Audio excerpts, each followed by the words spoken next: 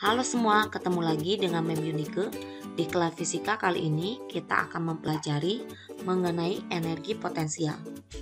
Kompetensi dasarnya adalah menganalisis konsep energi, berbagai sumber energi dan perubahan bentuk energi dalam kehidupan sehari-hari, termasuk fotosintesis. Nah, indikator yang akan kita pelajari hari ini menyelidiki pengaruh massa dan ketinggian benda terhadap energi potensial yang dihasilkan.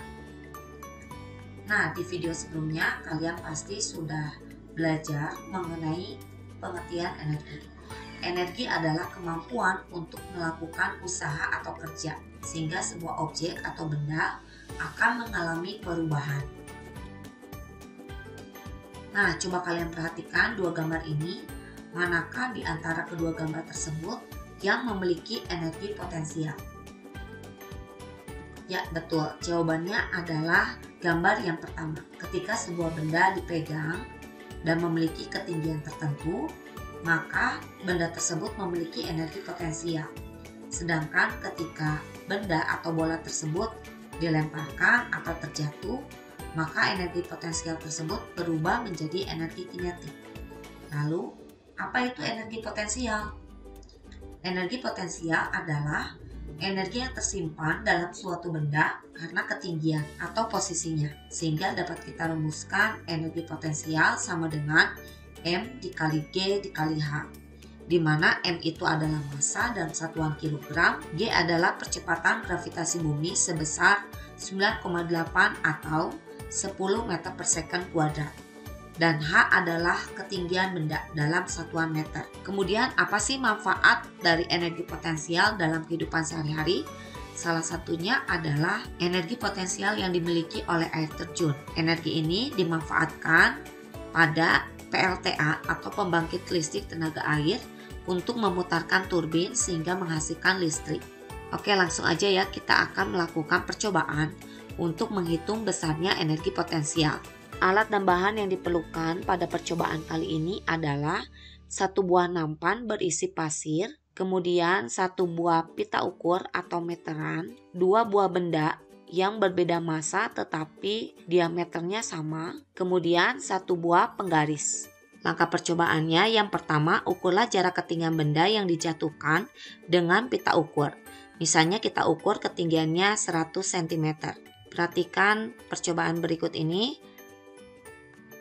Kemudian setelah dijatuhkan, kalian ukur jejak kedalaman cekungan yang terjadi. Kemudian ulangi percobaan dengan ketinggian yang berbeda dan massa yang berbeda. Apakah ada pengaruh terhadap jejak cekungan yang terbentuk? Lakukan berulang dengan ketinggian yang berbeda, misalnya 30 cm.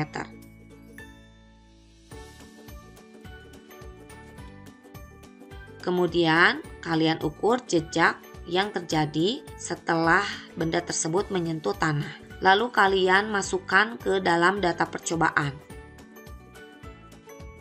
Nah, jika kita hitung energi potensial yang dihasilkan, maka nilai energi potensial tersebut tergantung pada massa dan juga ketinggian sebuah benda.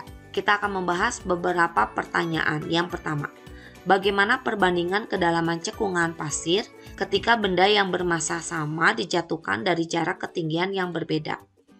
Jawabannya adalah semakin jauh jarak ketinggian benda dijatuhkan dari permukaan tanah, maka kedalaman cekungan akan semakin besar.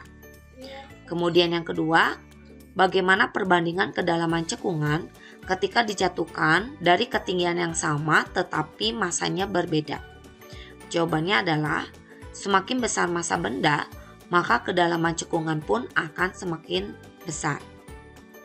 Kemudian yang ketiga, bandingkan besarnya energi potensial yang dihasilkan jika jarak ketinggian benda saat dijatuhkan semakin besar. Nah, setelah kita melakukan percobaan, diketahui bahwa semakin besar ketinggian benda saat dijatuhkan, maka energi potensialnya pun akan semakin besar. Soal yang keempat, bandingkan besarnya energi potensial yang dihasilkan jika massa benda semakin besar. Jawabannya, semakin besar massa benda, maka energi potensial pun akan semakin besar. Jadi kesimpulan dari praktikum kali ini adalah Faktor yang mempengaruhi besarnya energi potensial yaitu massa benda dan ketinggian saat benda dijatuhkan.